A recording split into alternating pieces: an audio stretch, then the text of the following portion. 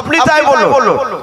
আল্লাহর নবী বলেন অন্য নবীর চেয়ে আমার মুসা নবী আলাদা, খুব জিদার নবী ছিল, রাগীর নবী। হাদিসে পাওয়া যায় যেই কথাগুলো আল্লাহকে অন্য নবীরা বলতে পারেনি, এক নম্বর মুসা নবী তিনি বলতে ভয় পাননি। মুসা আলাইহিস সালাম যেই জায়গায় কথা বলতেন যে পাহাড়টার উপরে, কোরআনে সে পাহাড়টার নাম পাওয়া যায় তুর পাহাড়। কি নাম বললাম বাবা? তুর পাহাড়। ওখানে মুসা আলাইহিস সালাম জুতো পায়ে দিয়ে উঠতেন না। এই তুর পাহাড় মিশরের মধ্যে বাবজি রয়েছে। মুসা আলাইহিস সালাম জুতা খুলে বাবজি পাহাড়ে উঠতে, একদিন তো জুতা পায়ে দিয়ে হোটাফোটা করে উঠে গিয়েছিল। আল্লাহ ধমক দিয়ে বলেন, এই মুসা, এই জুতা নিচে রেখে এসো। মুসা আলাইহিস সালাম জুতা রেখে পাহাড়ে উঠলেন। আপনার আমার নবী মুহাম্মদ রাসূলুল্লাহ সাল্লাল্লাহু আলাইহি ওয়াসাল্লামের নবী কত দামি নবী দেখুন। যে নবীর সুপারিশ না হলে কেউ আমরা জান্নাত যেতে পারবো না। আমি খুতবার পরে পরে বললাম শুরুতে, এ নবী মেরাজে যখন গিয়েছিলেন আল্লাহর সাথে দেখা করতে, সত্য পাক আসমান পাড়ি দিয়ে সিদরাতুল মুনতাহা পার হয়ে রাফরাফ নামক বাব্বে একটা যানবাহনে রাসূলুল্লাহ চাপলেন। অনেক ঘটনা আছে, মিরাজের ওদিকে যাব না। আল্লাহর সাথে আরশে আযিমে যখন পৌঁছালে নবী আমার জুতাটা খুলছিলেন।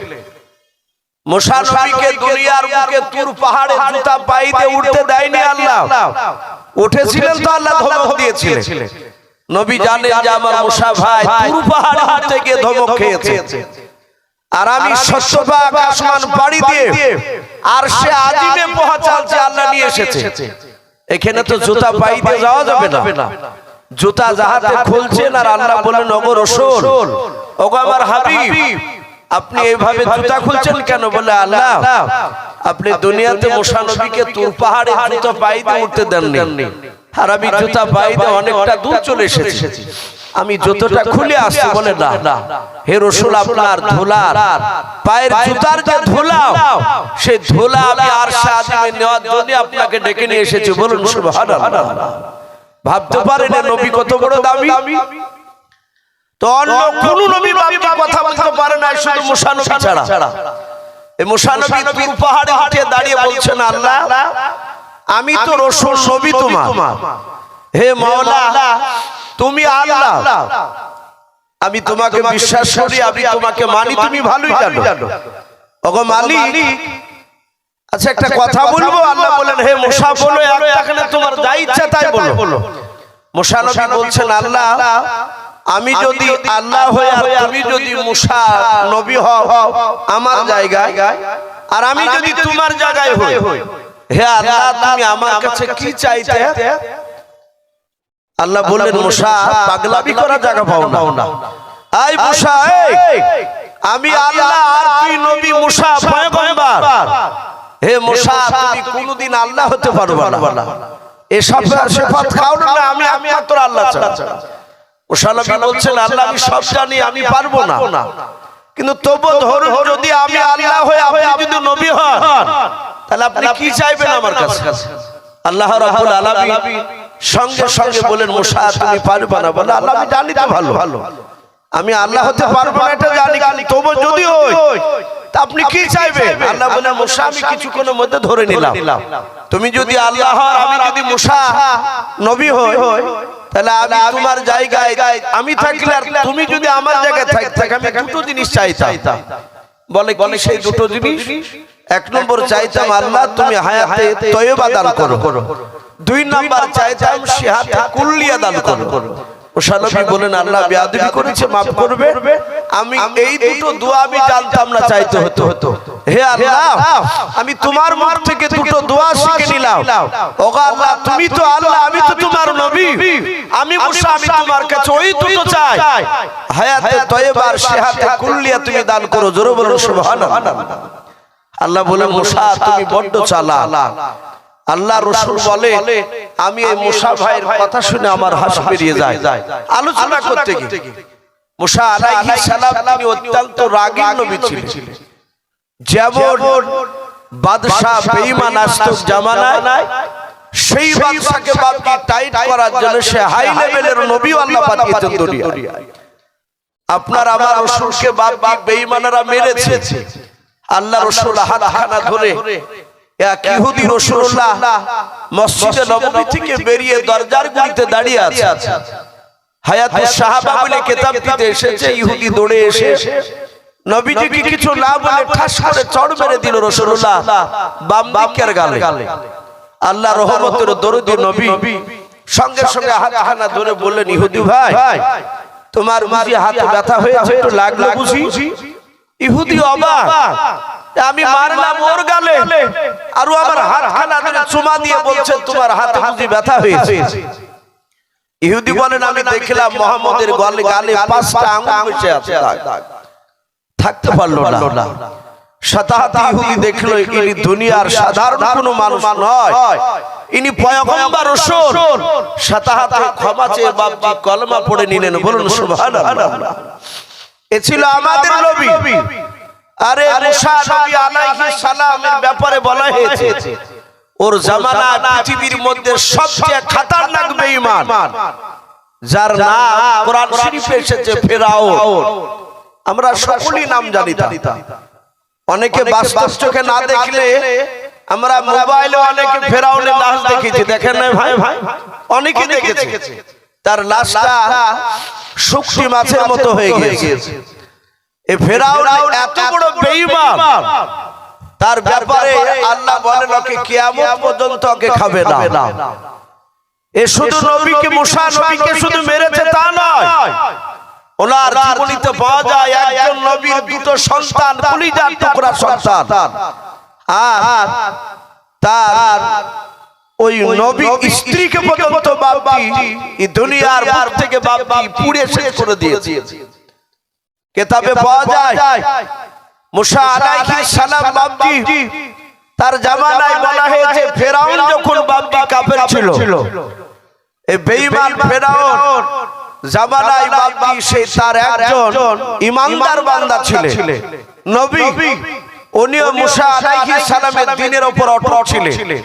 ওনার নাম কিতাবে লিখেছে হযরত হিজকিল নবী আলাইহিস সালাম। এই হিজকিল নবী আলাইহিস সালাম ইন্তেকাল করার পরে ওনার দুটো সন্তান বাপজি রেখে গিয়েছিলেন মৃত্যুর আগে। একটা ছেলের বয়স প্রায় মোটামুটি 5 বছর, আর আরেকটা বাচ্চার বয়স ছিল প্রায় মোটামুটি বাপজি কোন তাফসীর কারণ লিখেছেন 7 মাস। কে বলেছেন না একটু 7 মাসের বেশি হবে, এক কথা মার স্তনে দুধ পান করত। হিজকিল নবীর স্ত্রী খুব কষ্ট করে বাপজি দিন চালাতো। ফেরাউন হিজকিল নবীর স্ত্রী তার দুটো সন্তানকে ডাকলো। হিজকিল নবীর স্ত্রী কলিজার টুকরা দুটো সন্তান, একটা হাতখানা ধরে আছে আর একটার বাপজি কোলে করে নিয়েছে। তার স্ত্রীর বাপজি হিজকিল নবীর স্ত্রী দুধ পান করছে তার সন্তান। হাজার হাজার বেঈমানের সামনে ফেরাউন ডাক দিয়ে বলল, তোমরা আমাকে আল্লাহ বলে বলো। হিজকিল নবীর স্ত্রী তার বড় ছেলেকে বলল, বেটা খবরদার এই বেঈমানকে খোদা বলে মানা যাবে না, একমাত্র আল্লাহকে আমরা মানি আর মুসা নবীকে রাসূল বলে মানি। ফেরাউন বলল, মানবি না বলে নাও। সঙ্গে সঙ্গে ফেরাউন তার প্রজাদেরকে বলল, কড়াই নিয়ে তেল জাল দাও, যে আমাদের খাজুরের গুড় করে যে কড়াইগুলো বড় কড়াই, বলে কড়াই নিয়ে আয়। কড়াইতে তেল ঢালা হলো, তেলে কাঠ দিয়ে তেলকে বাপবাক টকবাক টকবাক করে ফুটছে দেখছে। ফেরাউন বলল, এখনো সময় আছে, হে বাদী তুই আমাকে আল্লাহ বলে মার। ফেরাউন বলল না। ফেরাউন যাহাতে বলল মান, আর হিজকিল নবীর স্ত্রী বলে নাও। আগুনের তেল ফুটন্ত জ্বালিয়ে আমাকে ভয় দেখাতে পারবে না। যারা ঈমানদার হয় তাদেরকে যত কষ্ট দিবে তাদের ঈমানের ভোল্টেজ বাড়বে। জোরে বলো সুবহানাল্লাহ। ফেরাউন যত ভয় দেখায় তত তাদের ঈমান আরো মজবুত হয়। ফেরাউন বলল, মানবি না বলে নাও। ফেরাউন বলল, তোর ওই বড় ছেলেটা 5 বছরের, বলে হ্যাঁ, এই ছেলেটা তোর চোখের সামনে ফুটন্ত তেলে তাকে শেষ করে দাও। হিজকিল নবীর স্ত্রী কলিজার টুকরা সন্তান সামনে দাঁড়িয়ে হাতখানা ধরে আছে। 5 বছরের ছেলে হিজকিল নবী আলাইহিস সালামের কলিজার টুকরা তার মার চেহারার দিকে চেয়ে বলেছিল, মা ওই লোকটা আমাকে কেন আগুনে ফেলে দেব বলছে কড়াইতে। হিজকিল নবীর স্ত্রী ডাক দিয়ে বলে, বেটা ওই ফেরাউন বেঈমান, ওর উপরে ঈমান আনা যাবে না। এক আল্লাহকে ডাকো, তুমি মুসা নবীকে নবী বলে মানি, তুমি বলো ওরে বেটা তেলের কড়াইতে যদি তোমাকে ফেলে দেয় ইন্তেকাল করার পর আল্লাহ তোমাকে জান্নাত দেবে, চিন্তা করবে না। ফেরাউন বেঈমান তার লোক দিয়ে বাবা হিজকিল নবীর বড় ছেলেকে তেলের কড়াইতে ছেড়ে দিল। ছেলেটা আব্বা বলে বাপি চিৎকার করে ডাকতে লাগলো। হিজকিল নবীর স্ত্রী ডাকতে বলে, বেটা তুমি আল্লাহ বলে তুমি ডাকতে থাকো। হিজকিল নবীর স্ত্রী বলেন, আমার ছেলেকে যখন আল্লাহকে ডাকার কথা বললাম 2 থেকে 3 বার আল্লাহ আল্লাহ বলে বাপজি আল্লাহকে ডাকতে শুরু করে দিলাম। হিজকিল নবীর স্ত্রী বলেন, আমি চোখে তাকিয়ে দেখলাম তেড়ের কলাইতে বাপ কড়াইতে বাপ ডুবে গেল। আবার কিছুক্ষণ পর ভেসে ওঠে ওই হিজকিল নবীর কলিজার টুকরা ছেলে বাবা। কিছুক্ষণ পর তার আওয়াজ বন্ধ হয়ে গেল, শরীরের চামড়া গুলো গোশত গুলো বাপ যে তেলের সঙ্গে পায়ের হয়ে গেল, হাড় গুলো ভাসতেছে। হিজকিল নবীর বাবা বিবি দাঁড়িয়ে দাঁড়িয়ে আল্লাহকে ডাক দিয়ে বলেন, আল্লাহ তুমি আমার ছেলের আগে কেন আমার মতটা তুমি দিলে না? ওগো আল্লাহ আমি আর দাঁড়িয়ে সহ্য করতে পারি নাই। হিজকিল নবীর বিবির কান্না দেখে ফেরাউন আবার হাত তালি মেরে চিৎকার করে বলেছিল, ওরে আবার হিজকিল নবীর বিবি আল্লাহর বান্দে বলে এখন সময় আছে, বলে তুমি আমাকে আল্লাহ বলে মানবে কিনা? বলে আল্লাহ বলে তোমাকে আমি মানব না। ওই বেঈমান ফেরাউন চিৎকার করে ডাক দিয়ে বলেছিল, রে হিজকিল নবীর বিবি শুনে না, তোমার যে স্তন মুখ লাগিয়ে বাচ্চা দুধ পান করে, বলে হ্যাঁ ওই বাচ্চাটা এবারে তেলের কড়াইতে ফেলে দেওয়া হবে। বলে ফেলে দিলে তবু তোমাকে আমি আল্লাহ বলে মানব না। হিজকিল নবী স্ত্রী বাবা মনে মনে চিন্তা করেন, আল্লাহ আমি আর দাঁড়িয়ে সহ্য করতে পারতেছি না। হঠাৎ করে আল্লাহর কুদরতে ওই 7 মাসের হিজকিল নবী আলাইহিস সালামের কলিজার টুকরা মার স্তন থেকে বাবা মুখটা টেনে নিয়ে ডাক দিয়ে বলে, মা বেঈমান ফেরাউনের তেলের কড়া থেকে তুমি ভয় পাবা না।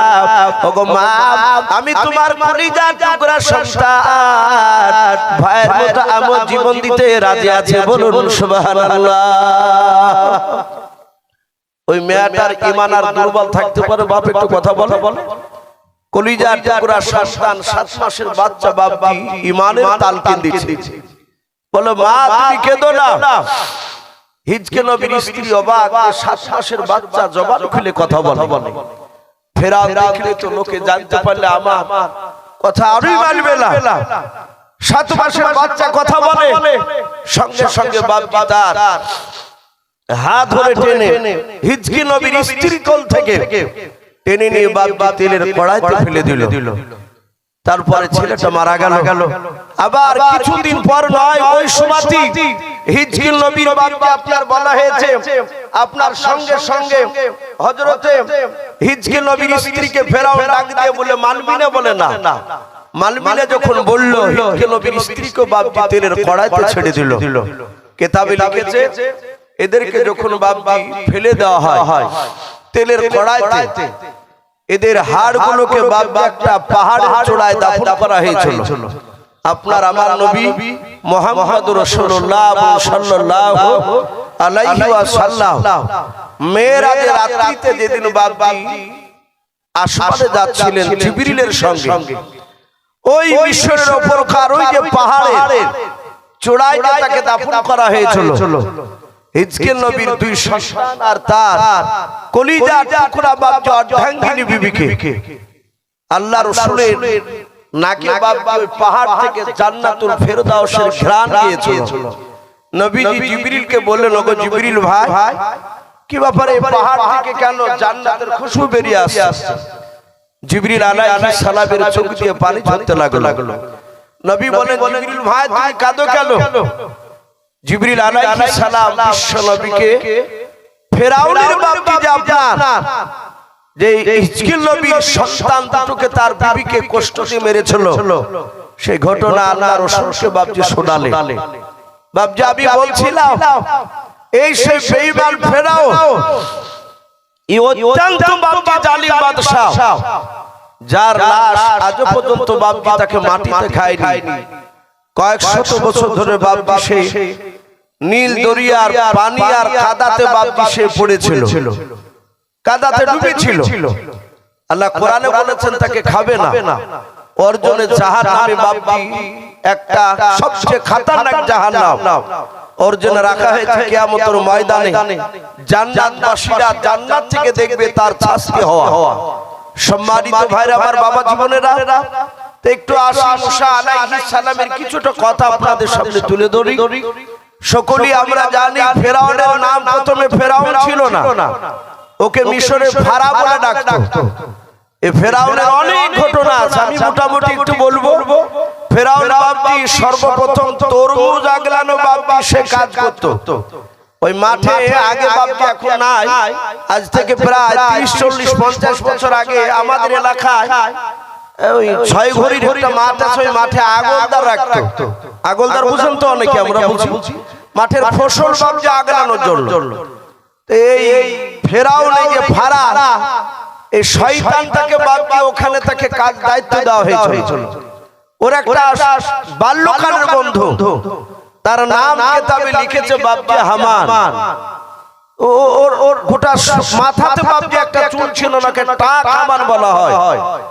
ফেরাউন শরীর স্বাস্থ্য হাতটা গোটা একটু মোটা ছিল, আর হামান বাপজি মোটা ছিল না, একটু হালকা ছিল। কিন্তু হামানের ক্রিটিক্যাল বুদ্ধি খুব বেশি ছিল আর একটু গোড়া টাইপের ছিল ফেরাউনের ফারা। এ বেঈমান